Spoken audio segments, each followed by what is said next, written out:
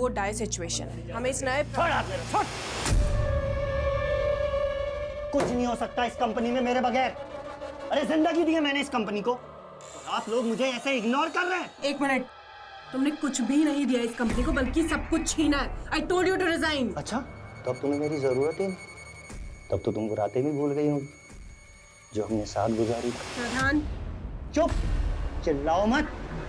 पता चलना चाहिए इस कंपनी को, तुम्हारे पति को, कि हम दोनों के बीच में क्या रिलेशंस थे, कितने करीब थे हम लोग। अरे चुप करने से मेरी आवाज।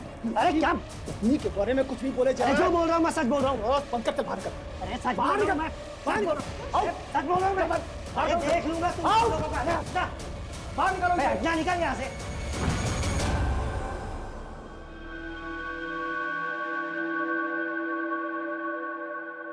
सृष्टि,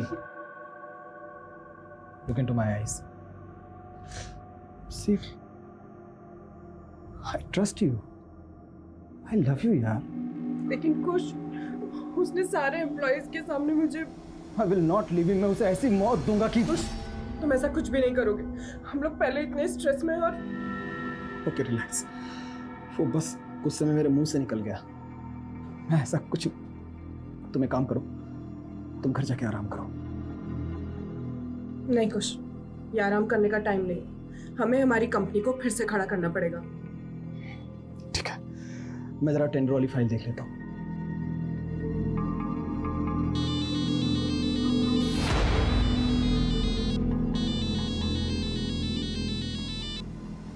प्रिया, मैंने तुम्हें मुझे फोन करने से मना किया था ना। देख, ऐसी नाराजगी नहीं चलेगी। तू अपने दोस्तों को इग्नोर नहीं कर सकती। मुझे तुम लोगों से कोई मतलब नहीं है। फिर वही बात।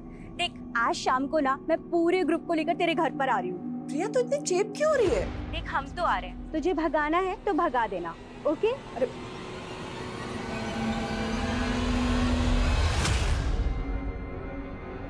In the name of equality.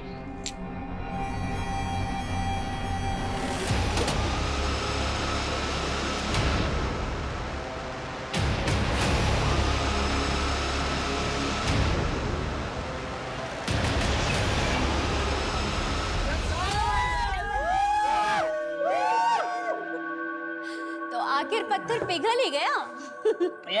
पूरे 6 महीने के बाद मिल रहे हैं हम सब लोग। बिल्कुल सही बात है। और सिद्धार्थ तो खड़ा गया यार। गिटार उठाना, गिटार यार, ग्रुप सॉन्ग। अरे यही यार, चल यार। हर वीकेंड पे मिला करते थे। हाँ। और अब वही सिलसिला फिर से शुरू करना है। एक मिनट, हाथ पकड़ा है, गला मत पकड़ो। अगर तुम लोगों के कहने पे मैं पुरानी बातें भूल भी जाती हूँ तो भी ये सिलसिला अब आगे नहीं बढ़ सकता। मान लो कि ये हमारी आखिरी मुलाकात है, और एक अच्छे नोट पे मैं ये दोस्ती खत्म करना चाहती हूँ। अरे पर लाइट को क्या हुआ? यार देख, तेरी बात ऊपर वाले को भी पसंद नहीं है। लाइट चली गई यार। बाहर तो सबकी लाइट आ रही है। हाँ, अच्छा। एक मिनट, मैं स्विच बोर्ड देख कर आती हूँ, ठीक है? हाँ।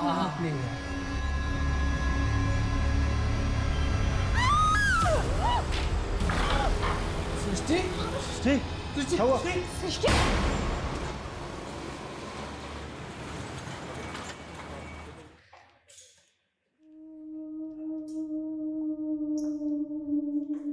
देव, तुम यहाँ?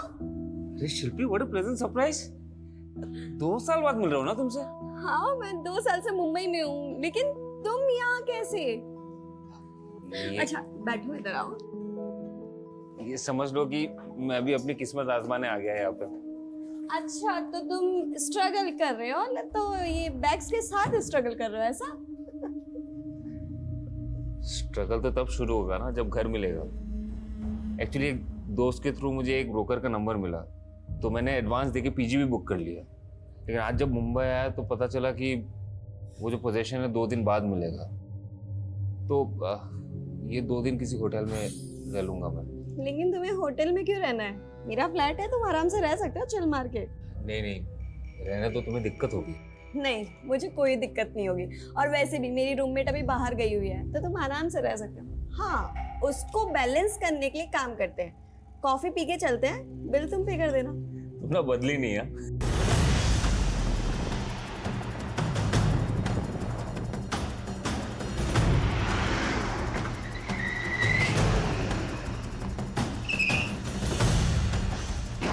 फोन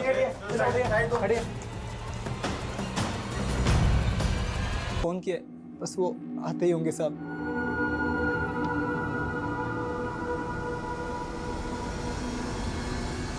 अच्छा, कल रात तुम घर क्यों गए थे? हर रोज रात को घर चले जाते हो या सिर्फ कल रात घर गए? साहब मैं शाम को डेली घर चला जाता हूँ।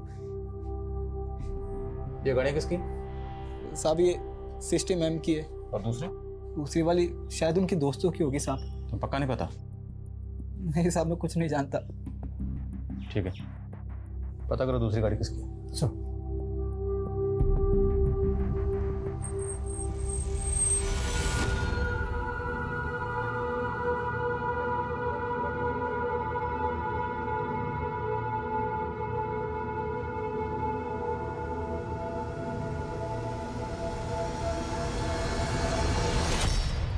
कैश और गहने तो ऐसे ही रखे हैं सर, और विक्टिम के मोबाइल फोन्स भी यहीं पर हैं। तो क्या क्रिमिनल का मकसद सिर्फ ये मर्डर करना होगा? राजवीर, 5 कत्ल हुए हैं और वो भी बहुत ब्रूटल। तो मुमकिन है कि कातिल एक नहीं बल्कि एक से ज़्यादा हो। पर सवाल ये है कि घर में जो भी कातिल दाखिल हुआ उसकी इनमें से किसी एक से रंजिश थी। I mean, वो किसी एक को कत्ल करना चाहता। सर ये सब कैसे हो गया? मेरी वाइफ को सर। हमें आपके घर में आपके बीवी के साथ 4 लोगों की और लाशें मिली। ये वो 4 लोग हैं, आप जानते हैं ना? मेरी वाइफ के कॉलेज टाइम के दोस्त हैं, लेकिन ये लोग मेरे घर में। आपके सर्वेंट के मुताबिक ये लोग आपके घर में आपकी बीवी के साथ घर में पार्टी कर रहे थे।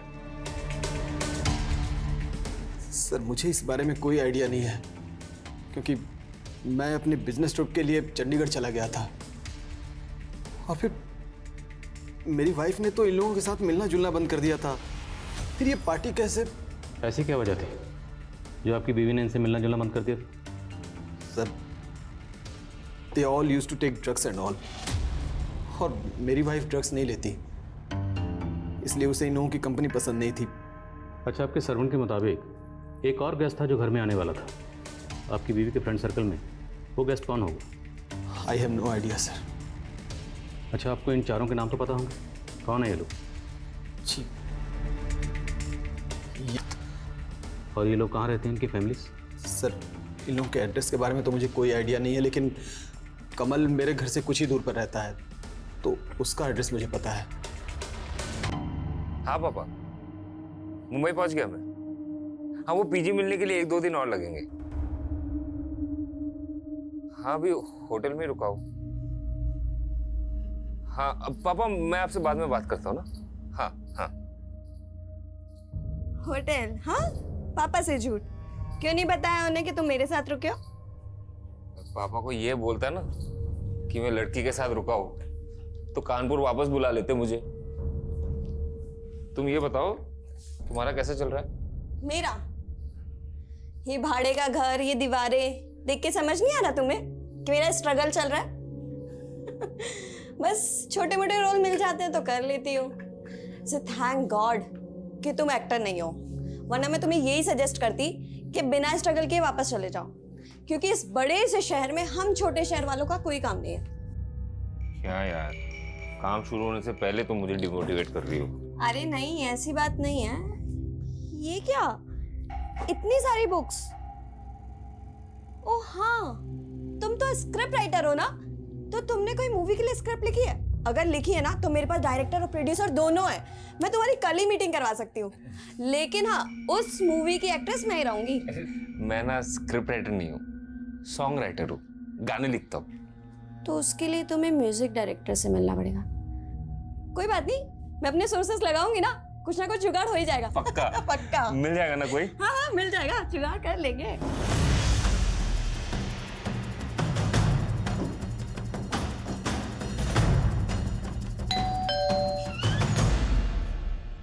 जी, ये कार इसी एड्रेस पे रजिस्टर्ड है? ये मेरे बेटे गौरव की कार है सर।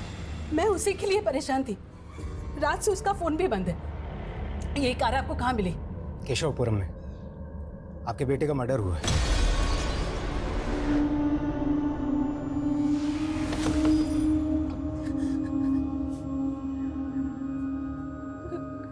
गौरव? सर, कमल और गौरव की गलती नहीं, इन दोस्तों के आपसी रिश्ते के बारे में पता करो, और वो गेस्ट जो साथ आने वाला था लेकिन पार्टी में आया नहीं, उसके बारे में पता करो। Okay sir. और आज भी सृष्टि बिजनेस करती थी, उसके ऑफिस में पूछताछ करो। ठीक है सर। कमल की वाइफ से कांटेक्ट हो गया है, उसे थाने बुलाया। सर ये सब कुछ मेरे पति के साथ उस गौरव से उन लोगों ने मेरे पति को नुकसान पहुंचाने की कोशिश की। किन लोगों ने? सर वो गौरव एक नंबर का अय्याश और जुआरी है। वो सट्टा खेलता था, उसके सट्टे के पैसे वसूल करने के लिए उन लोगों ने मेरे पति को। बदतमीजी है ये। दोस्त गौरव कहाँ? मुझे क्या पता गौरव कहाँ है? अब तुझे नहीं मालूम था, किसे मालूम है? उस दिन तू आया था उसके साथ। पूरे 16 लाख रुपए बकाया गौरव पे मेरे। पता कहाँ है वो? पता? वो आदमी कौन था जिसने कमल के साथ मारपीट की थी? सर मैं उनके बारे में नहीं जानती, लेकिन गौरव की वजह से। इतनी रात को घर नहीं लौटे तो आपको फिक्र नहीं? आपने कॉल करके जानने की कोशिश नहीं की वो कहाँ हैं, कैसे हैं? एक्चुअली मैं अपनी मम्मी के घर चली गई थी और आज सुबह ही लौटी हूँ। आपके पति के फ्रेंड सर्कल में और कौन कौन से दोस्त हैं? सर मुझे इनके अलावा किसी और के बारे में कुछ नहीं मालूम।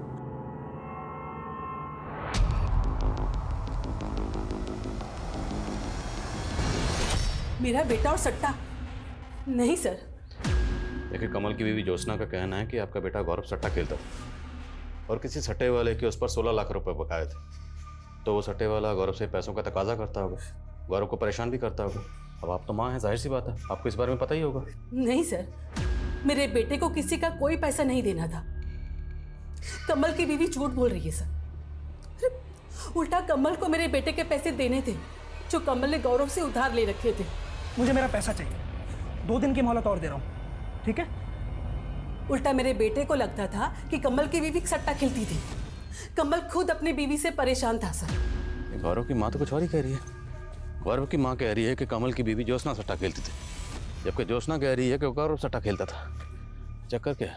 एक काम करो, गौरव और कमल दोनों की फाइनेंशियल एक्टिविटी और बैंक स्टेटमेंट चेक करो, और सभी दोस्तों के कॉल रिकॉर्ड भी चेक करो क्या उनमें कोई ऐसा नंबर मिलता है जो कत्ल वाली रात सृष्टि के घर के आसपास एक्टिव था। Okay sir. बोलो राजवीर। सर मैंने ऑफिस में इंक्वायरी की तो पता चला कि यहाँ सृष्टि और प्रधान नाम के एक आदमी के बीच काफ़ी बवाल हुआ था, और जब ये बवाल हुआ था तब सृष्टि का हस्बैंड यहीं था ऑफिस में। सर मैं खुद आपको प्रधान के बारे में बताना चाहता था, लेकिन बताया नहीं। क्यों? क्योंकि आपको शक था कि आपकी बीवी का प्रधान के साथ अफेयर है। अरे नहीं सर, मुझे अपनी बीवी पर पूरा भरोसा था। मैं जानता था कि प्रधान जानबूझकर हम दोनों के बीच में गलतफहमी पैदा कर रहा है। इसकी वजह से हम थोड़े परेशान थे। सर दरअसल बात यह थी कि प्रधान ने हमारी कंपनी के नाम पर एक पॉन्जी स्कीम लॉन्च की हुई थी, और उसमें हमें इन्वेस्टर्स के पैसे वापस करने पड़े तो हमें बहुत लॉस हो गया था। आपको भले ही अपनी बीवी पर भरोसा होगा, पर लगता है कि शायद उन्हें आप पर पूरा भरोसा नहीं था, इसलिए तो उन्होंने अपने दोस्तों के साथ जो पार्टी की उस बारे में आपको नहीं बताया, या शायद आपको बताया पर आप हमें नहीं बताया। क्यों? कहीं ऐसा तो नहीं कि उन सब के कत्ल के पीछे आपका? आप ये क्या कह रहे हैं? I loved my wife sir. मैं अपनी बीवी से प्यार करता था, मैं ऐसा कैसे कर सकता हूँ सर? कत्ल वाली रात इसकी जरा एक्टिविटी चेक करो। ये चंडीगढ़ जाने की बात कह रहा था, हो सकता है ये इसकी कुछ चाल हो अपनी एलआईबी को स्ट्रॉन्ग करने की। और राजवीर ये भी चेक करो, इसकी बीवी और प्रधान के बीच में वाकई अफेयर था या महज अफवाह थी। वैसे मैंने प्रधान को थाने बुलवा लिया सर। गुड। बोलो वर्मा। एक काम करो, पीछे वाली खिड़की से देखो क्या कर। जैन सर। जय। सर हम सिद्धार्थ के घर पर आए तो पता पड़ा कि यहाँ पर ताला लगा हुआ था और ये गाड़ी यहाँ पर खड़ी थी। ये सर इस पर खून के धब्बे हैं। मुमकिन है यहाँ भी कोई कांड हुआ। राज गाड़ी को अच्छे से चेक करो। Okay sir. ताला तोड़ो सर। चेक करो सर, चेक।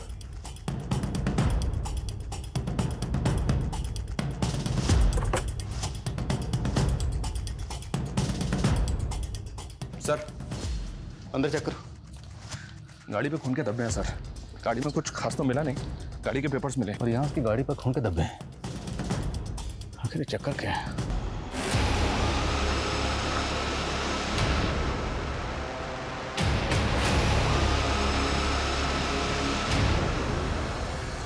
सर हो सकता है ये गाड़ी हमें यहाँ कंफ्यूज करने के लिए खड़ी की गई। ये गाड़ी उस छठे गेस्ट की हो, उसने जानबूझ के यहाँ छोड़ी हो? मुमकिन है। फॉरेंसिक को बुला। इस गाड़ी पे जो ब्लड सेंस है और क्राइम सीन से जो ब्लड मिला है, दोनों को मैच करवा के देखो। और ये भी चेक करो कि इस गाड़ी पर उन 5 विक्टिम्स के अलावा किसी और के फिंगरप्रिंट्स हैं क्या। Okay sir. सर, यहाँ प्रिया की तो कोई आईडी नहीं मिली है, ना ही कोई ऐसा डॉक्यूमेंट मिला है जिससे पता चले कि उसका नेटिव एड्रेस क्या है। कस्टडी में लो, देखो क्या मिलता है उनमें। सर।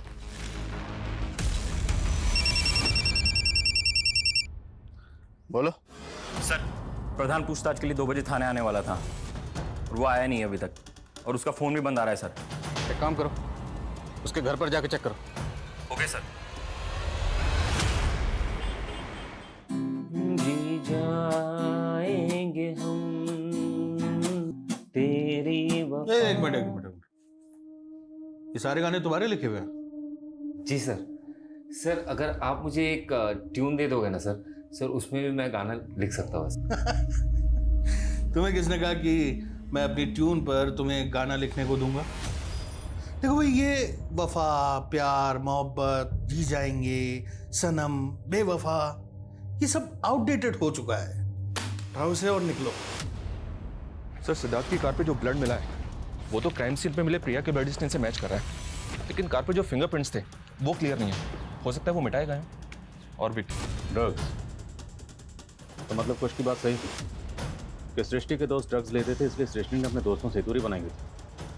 और वो जो वसूली करने आया था, जिसके बारे में हमें कमल की बीवी ज्योत्सना ने बताया था, उसके बारे में कुछ पता चला? नहीं सर, फिलहाल कमल और गौरव के सीट मिला और ये नंबर अभी बंद है। हत्या के वक्त इस सुनील दुबे का नंबर सृष्टि के घर वाले एरिया में भी एक्टिव था। तो ये सुनील दुबे को छठा गेस्ट हो सकता है जो साथ पार्टी में आने वाला। मुझे पता चला है कि मंगोलपुरी के एड्रेस पर रजिस्टर्ड है। वर्मा को भेज दिया वहाँ। चेक करो। सर, सिद्धार्थ के ड्राइवर सुनील दुबे के घर पे ताला था। हमने छानबीन की लेकिन कुछ मिला नहीं। तो पता करो सुनील दुबे कहाँ है। ये सुनील दुबे मुझे किसी भी कीमत पर अंदर चाहिए। सर, सिद्धार्थ के घर से जो प्रिया का लैपटॉप है, क्योंकि उसमें प्रिया के कई सारे फोटोज और मूवी क्लिप्स हैं, लेकर।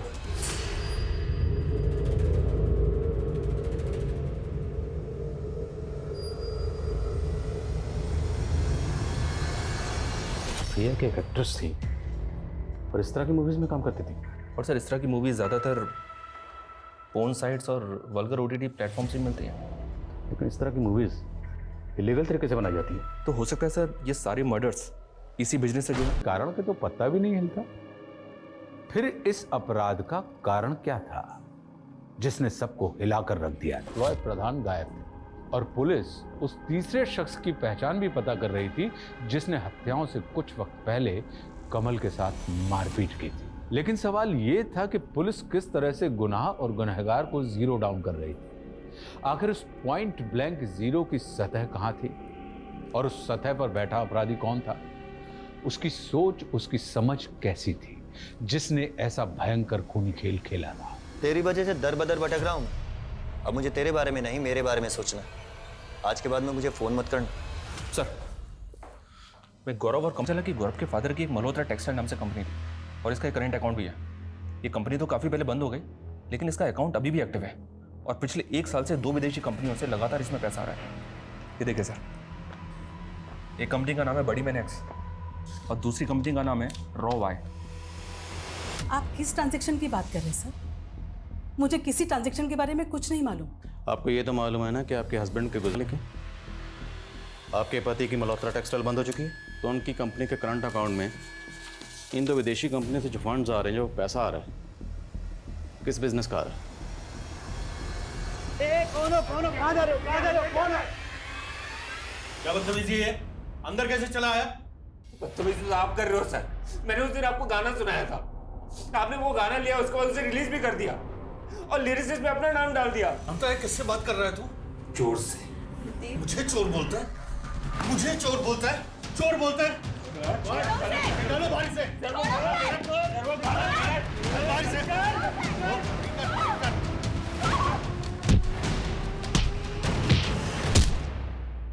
सर, मैंने सट्टे से जुड़े मामलों में हिस्ट्री शीटर की लिस्टिंग की थी और उनके फोटोज कमल की बीवी को दिखाए थे। कमल की बीवी ने इस शमी को आइडेंटिफाई किया है, इसी ने कमल के साथ मारपीट की थी, लेकिन अभी ये अंडरग्राउंड है।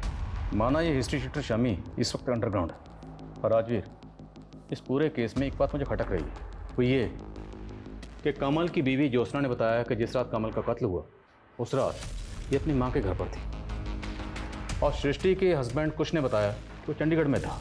दोनों का कत्ल की रात एक साथ गायब होना ये महज इत्तेफाक है, या फिर ये कत्ल की रात दोनों एक साथ थे और दोनों मिलकर हमें गुमराह कर रहे हैं? जरा पता कर। देव, आना जो हुआ वो सही नहीं हुआ, लेकिन तुम्हारा एक गाना चुराने से वो तुम्हारा टैलेंट नहीं चुरा लेगा। ऐसे टूटने से कुछ नहीं होगा देव, बोलो कुछ ऐसे। क्या कर रहे हो देव? होश में आओ। जो मेरे साथ हुआ उसका 1% भी नहीं हुआ तुम्हारे साथ। क्या मैं मरी? नहीं मरी ना, मैं जिंदा खड़ी हूँ ना तुम्हारे साथ। क्या हुआ तुम्हारे साथ? वही जो हर स्ट्रगलिंग एक्टर के साथ होता है। प्रोड्यूसर ने मुझे रोल देने के बहाने 6 महीने तक मॉलेस्ट किया। प्रधान, तुम खुद चल के यहाँ आ गए हो तो ये मत सोचना कि हमें लगेगा कि तुम बेगुनाह हो या तुमने कुछ नहीं किया। सर अगर मैंने कुछ किया होता तो क्या मैं यहाँ आता? मैं जानता हूँ कि सृष्टि को ऐसा लगता था कि मेरी पॉन्जी स्कीम की वजह से कंपनी की इमेज बिगड़ी, कंपनी को घाटा हुआ, पर यह आइडिया मेरा नहीं था, बल्कि यह आइडिया था सृष्टि के हस्बैंड कुश का। पर कुछ इस तरह के आइडिया से अपनी कंपनी की इमेज खराब क्यों करेगा? लालच सर, और उसने इस गंदे काम में मुझे भी शामिल कर लिया। वो चाहता था कि सृष्टि को इस बारे में कुछ पता ही ना चले, लेकिन सर सृष्टि की नज़र मुझ पर पड़ चुकी थी। सर तुमने पूरे स्टाफ के सामने सृष्टि की बेइज्जती की थी, सबके सामने ये कहा था कि तुम्हारे और सृष्टि के बीच में जिस्मानी ताल्लुकात। सर ये सब भी मैंने कुश के कहने पर ही किया था सर। वो चाहता था कि सृष्टि का मनोबल टूटे, उसका कंपनी में बोलबाला खत्म हो जाए, और वो चाहता था कि वो खुद उस कंपनी में स्थापित हो जाए। सर ये प्रधान कोई भी कहानी सुना रहा है और आप लोग उसका भरोसा कर रहे हैं। तो क्या तेरा भरोसा करे जिसने अपनी बीवी का भरोसा तोड़ा? जिस रात तेरी बीवी का कत्ल हुआ उस रात तो किसी और की बीवी के साथ चंडीगढ़ के एसपी स्काई होटल में गुलछर्रे उड़ा रहा था। सर पूरी डिटेल निकलवा ली हमने, समझे? सर मैं मानती हूँ कि मेरा और कुश का अफेयर चल रहा था, पर सर मैं सच बोल रही हूँ, मेरा यकीन कीजिए, हमें पता तक नहीं था कि उस रात वो लोग पार्टी कर रहे थे। फिर अगली सुबह मुझे मेरे सर्वेंट से पता चला कि सृष्टि के साथ वो सारे के सारे मारे गए। अब एक्स्ट्रा मैरिटल अफेयर का तड़का लग गया था। मोहब्बत और बेवफाई के किस्से अक्सर गुनाह को सनसनीखेज बना देते हैं, लेकिन प्रिया और उसकी फिल्मी दुनिया के वो भद्दे चलचित्र, उसकी कहानी क्या थी? उन विदेशी कंपनियों का इस गुनाह में क्या योगदान था? पुलिस ने काफी जद्दोजहद के बाद शमी का भी पता लगा लिया था, लेकिन शमी ने कुछ नहीं उगला, और पॉर्न वीडियोस के बाद सट्टेबाजी का एंगल भी इस गुनाह का पैमाना बड़ा कर रहा था। वहीं पुलिस ने अब सिद्धार्थ के ड्राइवर सुनील दुबे का भी पता लगा लिया था। साहब हमने कुछ नहीं किया। कुछ नहीं किया था तो भागा क्यों था? उस रात को सिद्धार्थ साहब ने हमसे सिगरेट मंगवाई थी, और साहब हम जब वहाँ सिगरेट लेकर पहुंचे तो साहब लाइफ की फैमिली कहाँ है? प्रिया मैडम की कोई फैमिली नहीं थी साहब, वो अनाथ थी। प्रिया के लैपटॉप में हमें कुछ अश्लील वीडियोस के क्लिप्स मिले। वो इस तरह की मूवीज में किन लोगों के साथ काम करती थी?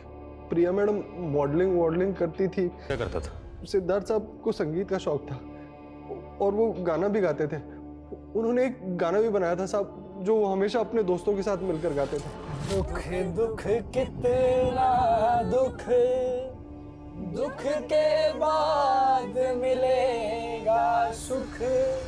सर इस दुबे ने जिस गाने के बारे में बताया वो गाना पहले भी मैंने एक बार एक क्रिमिनल के मुंह से सुना हुआ है। कौन क्रिमिनल? कहना क्या चाहता? रोहित नाम था सर उसका, शादरा का रहने वाला था। वो लड़का इस गाने के बारे में कैसे जानता होगा? सर हो सकता है वो सिद्धार्थ या उसके दोस्तों को जानता हो। एक बार इस लड़के से मिलना पड़ेगा। सर वो दोनों विदेशी कंपनीज जो गौरव के फादर की कंपनी को फंड ट्रांसफर करती थी, विदेश मंत्रालय से उन कंपनी की डिटेल्स आई हैं। ये दोनों कंपनीज अलग अलग वल्गर ओटीटी प्लेटफॉर्म चलाती हैं, और हमने पता किया सर, प्रिया की फिल्म इन दोनों कंपनीज की तरफ से इनसाइट्स पे डाली गई थी, और इनसाइट्स पे इस तरह की कई और इंडियन फिल्म्स भी हैं।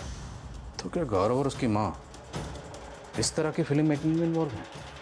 सर हम ऐसा काम नहीं करते। बस मैडम बहुत हो गए, अब जो भी सच है साफ साफ बता दीजिए। वो वीडियो क्लिप्स उन साइट्स पर जिस सर्वर के थ्रू अपलोड होते थे ना, उस सर्वर की डिटेल निकाली हमने। उस सर्वर का आईपी एड्रेस आपके बेटे। सच में इस बारे में मुझे कुछ नहीं मालूम सर। मैंने नहीं मारा, मैंने किसी को नहीं मारा। रोहित, ये सिद्धार्थ है, जानते हो उसे?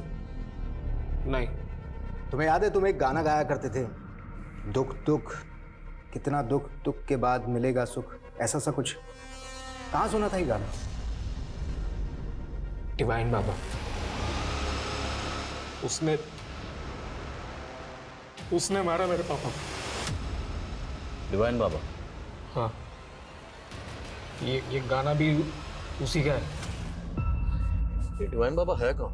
शादरा में बहुत बड़ा आश्रम है सर उनका, और भक्त लोग दिगंबर बाबा को डिवाइन बाबा कहते हैं। तो उस डिवाइन बाबा को उस वक्त आप लोगों ने इन्वेस्टिगेट नहीं किया था? सर डिवाइन बाबा ऑलरेडी मर चुके थे तब, तो ऐसा कैसे हो सकता है कि डिवाइन बाबा ने इसके फादर को मारा? डिवाइन बाबा मर चुके हैं? ऐसे मर चुके हैं सर, लेकिन उनके भक्तों को लगता है कि वो मरे नहीं, समाधि में है, कभी भी वापस आ सकते हैं, इसलिए उनकी डेड बॉडी को अभी तक रखा हुआ है आश्रम के डीप फ्रीजर में। बाबा बड़े प्यारे, बाबा बड़े न्यारे, बाबा की महिमा से बनते काम सारे, बोलो बाबा की जय। सर ये मनिंदर है, डिवाइन बाबा के बाद में यही आश्रम चला रहा है। मैंने इसकी हिस्ट्री खंगाली तो पता चला कि 5 साल पहले तक ये एक इलेक्ट्रिशियन हुआ करता था। अपने एक पार्टनर आलोक के साथ में इसकी एक इलेक्ट्रिक शॉप थी।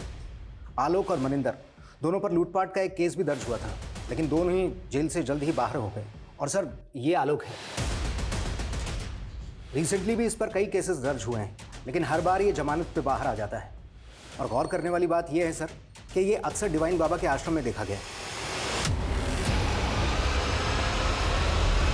बाबा जी के श्रृंगार में कोई कमी नहीं होनी चाहिए, बढ़िया फूल माला बनाओ और बढ़िया सजावट का इंतजाम।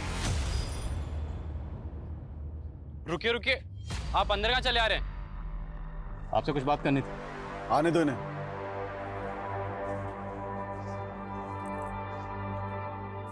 आपसे अकेले में कुछ बात करनी थी। जो बोलना है यहीं बोलो, क्या मसला है?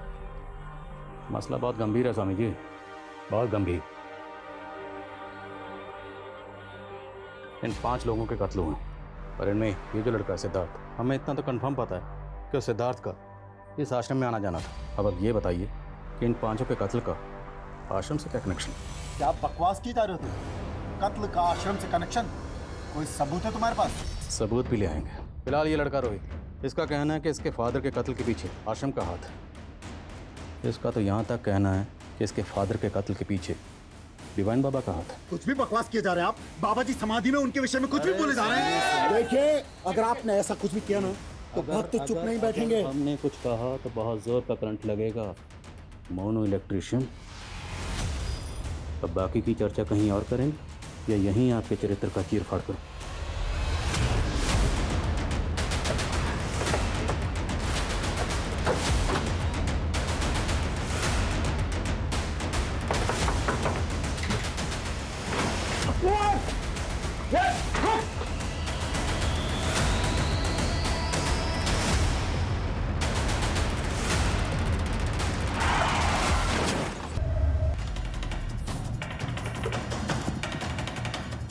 सर ये देखिए इतने सारे गैजेट्स, पेंटिंग, लैपटॉप और इतने सारे फ़ोन।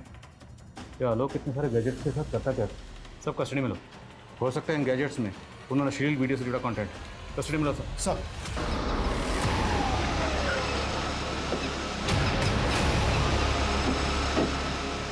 सर मैंने उस टेम्पो की इन्फॉर्मेशन निकाली जिससे आलोक का एक्सीडेंट हुआ था। वो टेम्पो 2 दिन पहले चोरी हो गया था। टेम्पो के मालिक ने कंप्लेंट भी की थी। हो सकता है कंप्लेंट कोई साजिश हो। इस टेम्पो मालिक को इन्वेस्टिगेट करो। Okay sir. सर उन वीडियोस में जो लोकेशन थी उसमें से एक बंगले के बारे में मालूम चला है, वो शूटिंग के लिए किराए पर दिया जाता है। सर हम तो बहुतों को बंगला रेंट पे देते हैं, अब अंदर क्या शूट करते हैं हमें क्या मालूम। ये एक्ट्रेस यहाँ पर अक्सर शूट करती थी, इसे कभी देखा यहाँ पर? हाँ सर, ये एक्ट्रेस यहाँ आती थी काम करने के लिए। जिन लोगों के साथ ये शूट करती थी उनकी डिटेल चाहिए हमें। हाँ सर, ये विश्वकर्मा प्रोडक्शन के साथ ही काम करती थी, लेकिन 5-6 महीने से इन्होंने कोई शूट नहीं किया यहाँ। इस प्रोडक्शन हाउस का एड्रेस दीजिए। जी सर, ये सुंदर नगर है और दुबई आता था लोकेशन बुक करने के लिए। साहब हम तो वही करते थे जो। तो तू ये सब सिद्धार्थ के कहने पर करता था, तो ये सब पहले क्यों नहीं बताया? साहब वो कुछ साहब ने मना किया था। मैं काफ़ी टाइम पहले मेरी सृष्टि के दोस्तों के साथ मुलाकात हुई थी। उन्हें इन्वेस्टर्स की ज़रूरत थी। सर ये उनका आइडिया था कि इस तरह की अश्लील वीडियो बनाते हैं और उसे इंटरनेशनल मार्केट में बेचते हैं। मुझे इस काम में बहुत फ़ायदा नज़र आया तो मैंने फंडिंग करनी शुरू कर दी। अब चूँकि इंडिया में इस तरह की अश्लील फिल्में बनाना और बेचना बैन है तो हमने इसके लिए गौरव के फादर की एक कंपनी थी जिसका करंट अकाउंट था और वो कंपनी बंद हो चुकी थी तो हमने उसी करंट अकाउंट का इस्तेमाल किया। और इस सब में तुम्हारी बीवी सृष्टि भी इन्वॉल्व थी? नहीं सर, अगर उसे पता चलता तो वो हमें ये करने ही नहीं देती, लेकिन आखिरकार उसे एक दिन पता चल ही गया। पैसा कमाने के लिए इतना घिनौना काम किया, गंदी फिल्मों में पैसे लगाने लग गए, सब पता चल गया है मुझे। जो इस काम में कमल की बीवी ज्योत्सना और गौरव की माँ, ये लोग भी इन्वॉल्व थे? नहीं सर, गौरव की माँ तो इन्वॉल्व नहीं थी, लेकिन ज्योत्सना इन्वॉल्व थी। सर मैं मानता हूँ कि मैं इस तरह की अश्लील फिल्में बनाता था, लेकिन ये मर्डर वर्डर से मेरा कोई लेना देना नहीं है सर। सर आलोक के घर से मिले लैपटॉप का डेटा रिट्रीव किया है। उसमें फोन वीडियो से जुड़ा तो कुछ भी नहीं मिला है, बल्कि उसमें एक फोरम मिला है जिसमें कई लोग जुड़े हुए हैं और इस फोरम के मैसेजेस बहुत चौंकाने वाले हैं सर। इस फोरम में जितने भी लोग हैं उनमें आपस में हेट मैसेजेस पास ऑन होते रहते हैं। ये दुनिया इन रईसों की नहीं है, इन्हें इनकी औकात दिखानी होगी। इसी तरह के हेट मैसेजेस भरे पड़े हैं सर। ऐसा लगता है जैसे इस फोरम के लोगों की रईस लोगों के साथ दुश्मनी है। इस फोरम से जितने भी लोग जुड़े हैं सबके आईपी एड्रेस ट्रेस करो। Okay sir.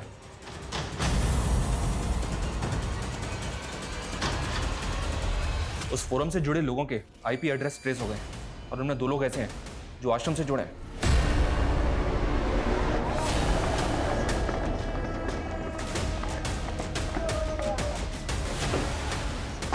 बढ़िया आप लोग। देव चलो मेरे साथ लेके जाओ से पकड़ो इन्हें। In the name of equality.